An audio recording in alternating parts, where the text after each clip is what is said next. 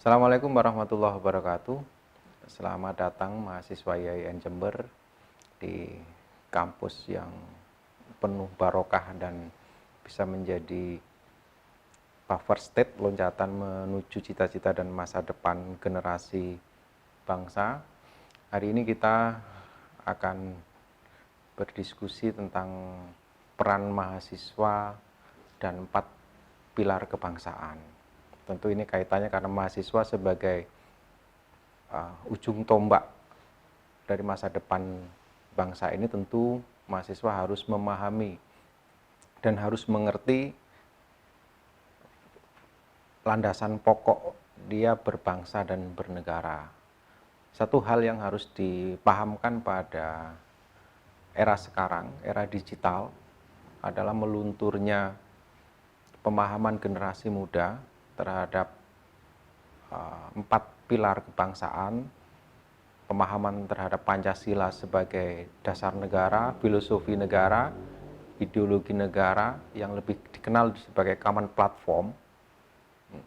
Maka tidak heran kalau hari ini kita kadang-kadang menanyakan sila keempat atau sila keberapa Pancasila kepada generasi muda kita, itu mereka tidak punya keyakinan untuk menyampaikan, masih mengingat-ingat. Ini artinya kan internalisasi ideologi Pancasila belum menancap pada generasi kita.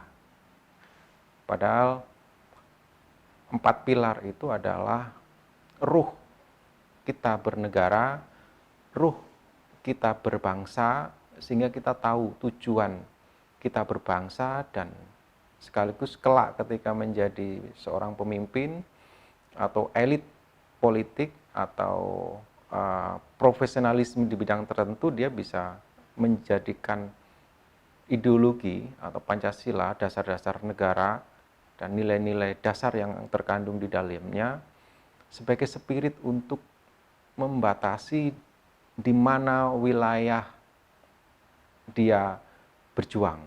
Begitu. Ini penting kita tekankan kembali kepada generasi kita. The founding fathers kita atau para penyusun falsafah negara ini yang dulu terbentuk dalam BPUPKI dan BPKI membangun kesepakatan atau gentleman agreement secara implisit bahwa Pancasila adalah nilai-nilai yang mendasari prinsip kedaulatan rakyat yang dianut negara Republik Indonesia dengan berdasar kepada ketuhanan yang Maha Esa. Sebagaimana sila pertama, kemudian sila kedua, dan seterusnya. Ini artinya bahwa ada satu semangat ketuhanan, ada nilai-nilai religiusitas yang harus tetap menjadi patokan kita dalam membangun negara ini.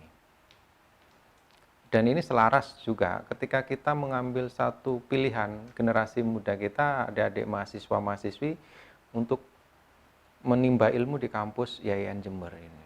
Karena nanti tentu di sini akan ada rumusan-rumusan pengetahuan, baik yang sifatnya umum maupun yang religius. Sehingga kolaborasi dua pengetahuan ini akan menjadikan mahasiswa lulusan di IAIN menjadi manusia yang utuh. Jadi tidak timpang, punya pengetahuan religius, juga punya pengetahuan umum. Kembali kepada topik kita tentang 4 pilar itu. Jadi yang paling pertama hari ini ditekankan adalah bagaimana menanamkan kembali nilai-nilai ideologi Pancasila kepada generasi kita. Hantaman media sosial, karena sekarang adalah era digital, media sosial menjadi sesuatu problem tersendiri. Ini sangat sistemik, sistematis, dan adiktif yang menjangkiti tidak hanya cara berpikir tetapi kepribadian generasi muda kita. Hampir kalau kita telisik, generasi kita waktunya habis untuk berselancar di media, di internet, khususnya di media sosial, bukan hal-hal yang produktif. bermedsos, berFacebook, ber-IG, Instagram, kemudian kalau di Twitter, kalau kalangan mahasiswa sangat kecil volumenya, tapi yang lebih banyak ke Facebook, IG, bahkan sekarang sudah demam TikTok. Ini menjadi problem bangsa karena ini perlahan-lahan akan sangat mempengaruhi cara berpikir dan cara bersikap generasi kita.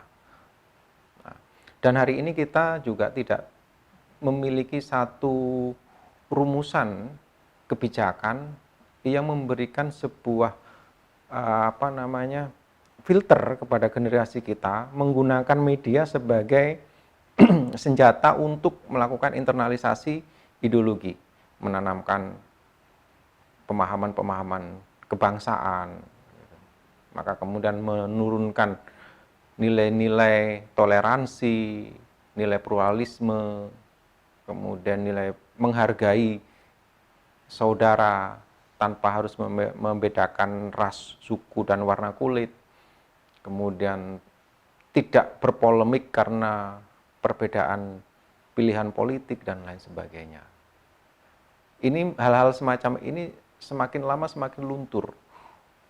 Nah, padahal pondasi berbangsa dan bernegara, negara kuat ketika generasi bangsanya memiliki common platform yang tinggi terhadap negaranya. Dia punya pemahaman yang utuh dalam memahami ideologi negara, falsafah negara, bahkan kemudian dia bisa mencerna landasan hukum bernegara yang termaktub dalam pembukaan Undang-Undang Dasar dan pasal-pasal yang kemudian pertajam melalui pasal-pasal, karena itu adalah induk pondasi hukum. Semua hukum di negeri ini semuanya harus merujuk kepada Undang-Undang Dasar. Saya beberapa kali berdiskusi, bahkan bisa jadi ketika saya sampaikan di forum ini, misalkan ketika saya minta satu dari sekian mahasiswa yang ada untuk melafalkan pembukaan Undang-Undang Dasar, saya yakin tidak akan ada yang hafal 100%. Ini menjadi persoalan. Karena pembukaan Undang-Undang Dasar itu adalah manifesto kita dalam memahami dalam memahami berbangsa dan bernegara, dan kemudian bagaimana cara memecahkan persoalan-persoalan yang terjadi di bangsa ini. Ini problem. Maka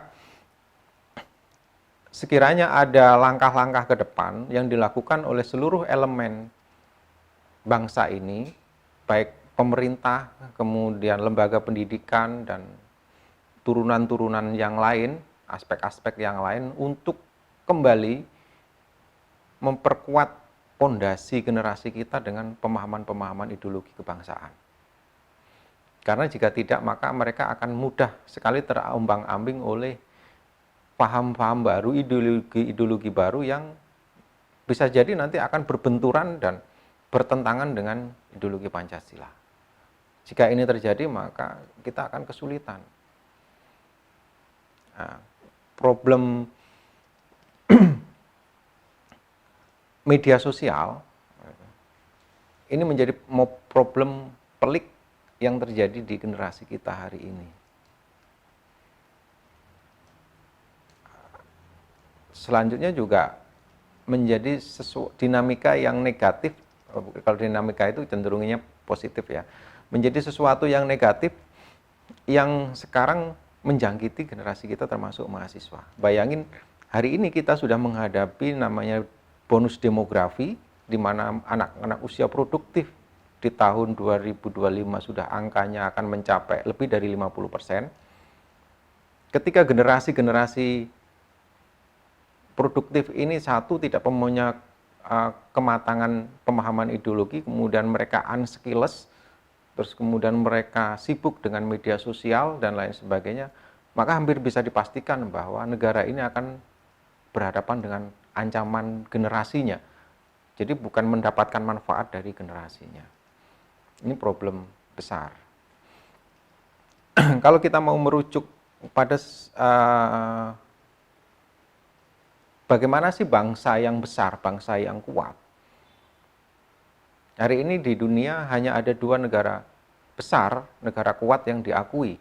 Pertama adalah United Kingdom atau Amerika Serikat, kemudian yang kedua adalah Cina. Nah, dua negara ini memiliki sumber daya manusia yang luar biasa. Karena sumber daya manusianya luar biasa, memahami berbagai bidang, salah satunya adalah di bidang teknologi, maka dua negara ini mampu membangun peradabannya dengan teknologi-teknologi maju. Teknologi yang luar biasa. Sebenarnya kalau diruntut ke belakang, munculnya teknologi itu berawal dari shifting paradigma yang dimunculkan oleh Samuel S. Cook. Itu. Revolution normal science ke revolution science. Ini menjadi pondasi munculnya teknologi-teknologi baru hari ini. Amerika Serikat memiliki kemampuan teknologi yang luar biasa. Kemudian Cina menyusul dengan revolusi teknologi yang hampir bersaing dengan Amerika Serikat. Ini menjadi modal besar bagi sebuah negara untuk membangun kemajuan. Peradaban negara itu bisa maju karena 4 hal. Satu, sumber daya manusia, yang kemudian yang kedua sumber daya alam, kemudian yang ketiga adalah kekuatan militer, dan yang ketiga adalah penguasaan teknologi. Kita di Indonesia ini hanya memiliki satu, penguasaan sumber daya alam yang melimpah, meskipun sumber daya alam itu tidak bisa memberikan jaminan untuk kesejahteraan dan keadilan bangsa ini. Ini artinya kita juga perlu mengevaluasi problem-problem karakter dan nilai dari kita masing-masing. Sebetulnya kalau kita simak dulu, itu dulu ada pelajaran-pelajaran di bidang P4 ya. Ada penataran P4 dan lain sebagainya. Dulu di kampus juga ada civic education. Kalau skala besarnya civic culture atau civic community, yang memberikan penanaman kepada generasi bangsa ini terkait ideologi Pancasila, Undang-Undang Dasar 1945, Bhinneka Tunggal Ika, dan tentu akan mengerucut kepada NKRI, Negara Kesatuan. Dengan menanamkan nilai-nilai religiusitas, humanisme, pluralisme, kemudian bersikap toleran, terbuka, maju, mandiri, dan lain sebagainya. Nah, bahkan kemudian itu diperkuat dengan munculnya TAP MPR nomor 6 tahun 2001 tentang etika kehidupan berbangsa. Jadi sebetulnya kalau di sisi dari literasi kebangsaan kita, produk hukum dan lain sebagainya, kita itu memiliki literasi yang cukup kuat. Hanya saja kemudian persoalannya hari ini adalah satu, kita tidak punya standarisasi tentang pemahaman ideologi kepada generasi bangsa kita. Dan saya pikir ini menjadi satu hal yang krusial yang harus disadarkan bersama, biar kemudian ke depan langkah bernegara, berkebangsaan kita menjadi lebih baik, sambil kemudian memperbaiki aspek-aspek yang lain terkait dengan penataan sumber daya manusia kita. Tentu itu menjadi satu hal yang berat, dan senyampang itu dipikul bersama, maka akan menjadi sebuah harapan baru bangkitnya Indonesia dengan generasi muda yang ideologis, patriotis, nasionalis, kemudian memiliki profesionalisme di berbagai bidang, sehingga dengan generasi-generasi yang unggul itu kita ke depan diharapkan akan muncul generasi-generasi kreatif yang mampu menciptakan teknologi-teknologi baru di negeri ini. Negara lain sudah mampu membuat berbagai terobosan teknologi, kita hanya menjadi pangsa pasarnya. Setiap penduduk di Indonesia memiliki smartphone, bahkan ada yang lebih satu. Bila dikalikan dengan jumlah penduduk Indonesia yang 200 juta, itu berarti seberapa banyak smartphone yang dibutuhkan. Tetapi satu pun tidak ada yang produksi Indonesia. Semuanya dari luar negeri. Apa yang kita banggakan? Tidak ada dari teknologi hari ini. Maka kita sangat jauh tertinggal dari negara-negara lain. Ini menjadi renungan kita bersama, adik-adik mahasiswa harus memahami bahwa kehidupan bernegara di bangsa ini tidak cukup hanya dengan menyibukkan diri dengan aktivitas-aktivitas yang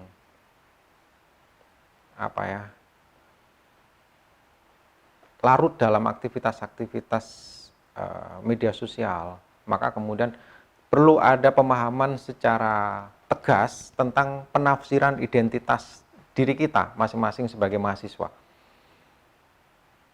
Ketika kita bisa menafsirkan identitas kita, kemudian kita mampu membuat sebuah tahapan-tahapan kegiatan untuk menunjang produktivitas diri kita, maka kita akan mampu menggapai harapan dan cita-cita kita. Tetapi kalau kita terlalu larut dengan dunia-dunia sosial yang tidak pernah menemukan satu yang tidak pernah menerapkan satu tatanan nilai, karena media sosial itu bebas nilai, apapun boleh bercampur aduk di situ. Ya, kita nggak membayangkan ketika kita mencoba untuk belajar di YouTube, membuka sebuah link pengajian Gus Baha begitu, tiba-tiba di tengah jalan muncul iklan wanita-wanita seksi. Bayangkan keseriusan kita membangun sebuah pemahaman tentang religiusitas, tentang keagamaan, kemudian disisipi dengan iklan-iklan yang, dan kita tidak bisa protes karena itu menjadi otoritas dari perusahaan-perusahaan media itu. Begitu juga di hal-hal yang lain. Bayangin kita hari ini juga hampir kita tatanan nilai, tatanan kearifan lokal kita, penghargaan kita kepada aktivitas orang lain juga mulai lama semakin luntur. Saya beberapa kali ketika merenungi di grup-grup Facebook misalkan, tentu ini juga ada mahasiswa juga punya grup-grup Facebook di lintas sekolah SMP atau SMA. Kita yang lebih tua itu kadang-kadang di grup-grup Facebook kita itu campur aduk. Ada yang berprofesi sebagai guru, ada yang berprofesi sebagai ustadz, sebagai kiai, kemudian ada berprofesi di bidang-bidang yang lain. Tetapi begitu kita sangat naif, tidak memberikan sebuah tidak membangun sebuah tatanan nilai. Karena yang di-share di grup itu isinya juga kadang-kadang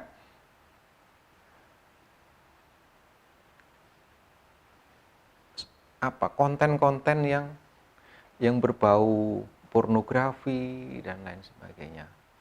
Di sisi lain, kita ini tidak bisa membuat sebuah keputusan ketika kita keluar dari suatu grup Facebook yang dominasi isinya hanya hal-hal yang seperti itu, maka kita dianggap oleh teman-teman kita sebagai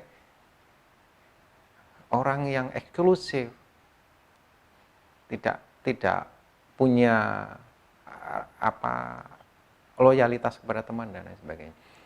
Jadi dunia media adalah dunia tanpa nilai.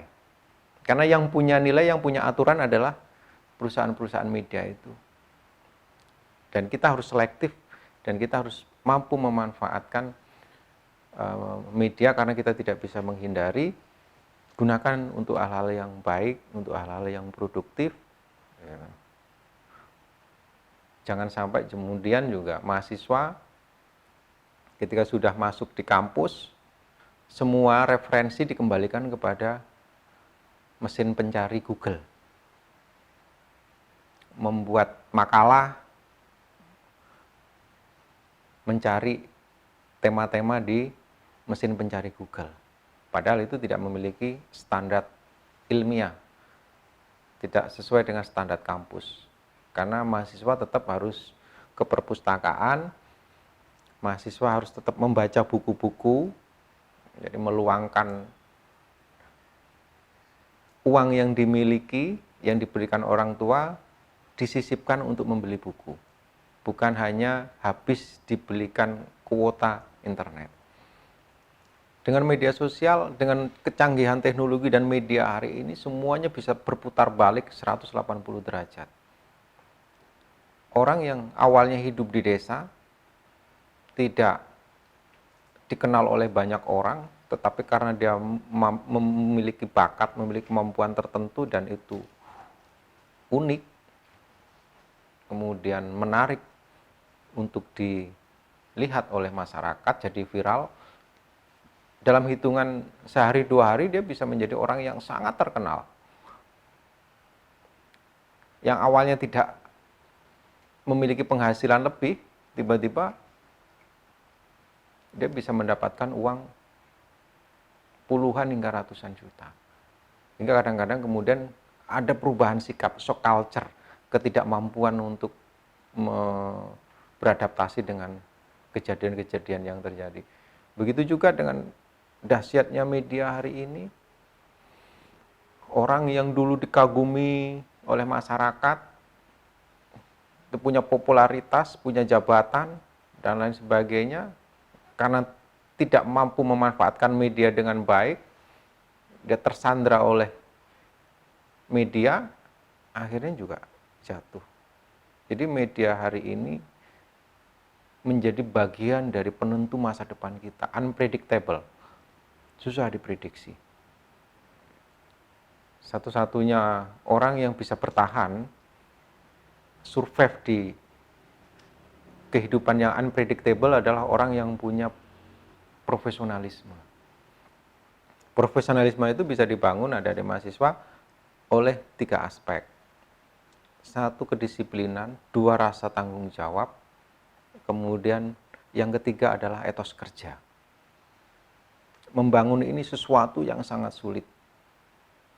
Maka ada teori namanya the law of repetition, sesuatu itu, profesionalisme itu bisa terbangun karena kebiasaan, karena kesadaran, karena kedisiplinan, karena rasa tanggung jawab dan lain sebagainya.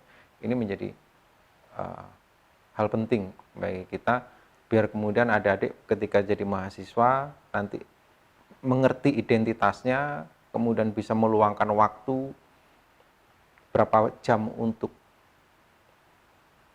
melaksanakan kegiatan akademis, perkuliahan, berapa jam waktu yang bisa dihabiskan di perpustakaan, kemudian berapa waktu yang bisa digunakan untuk berdiskusi, berdialektika dengan teman-teman mahasiswa yang lain untuk mempertajam pemikiran, membangun struktur berpikir yang sistematis dan mencoba untuk membangun rasa kepercayaan diri berbicara di publik dan lain sebagainya. Jadi dengan memahami identitas itu kemudian muncul kesadaran, ketika muncul kesadaran maka akan timbul benih-benih kedisiplinan, benih tanggung jawab dan benih etos kerja.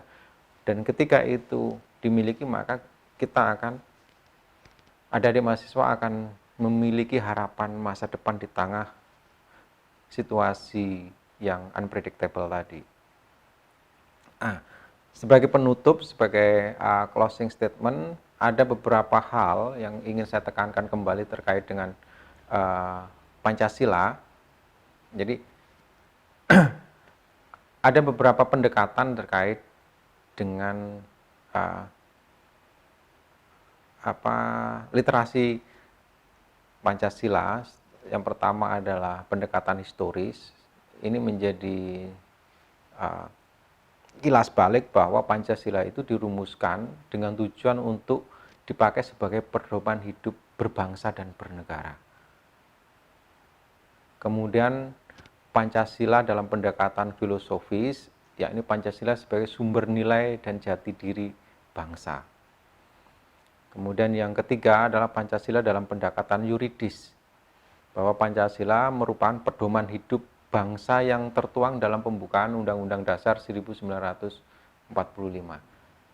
Dan yang terakhir adalah Pancasila dalam pendekatan sosiologis, bahwa nilai-nilai yang dirumuskan dalam Pancasila itu adalah nilai-nilai yang mengambil dari sisi-sisi positif kearifan lokal, budaya-budaya lokal. Itulah yang kemudian Pancasila itu juga menjadi bingkai dari Bhinneka Tunggal Ika, berbeda-beda tetapi tetap satu.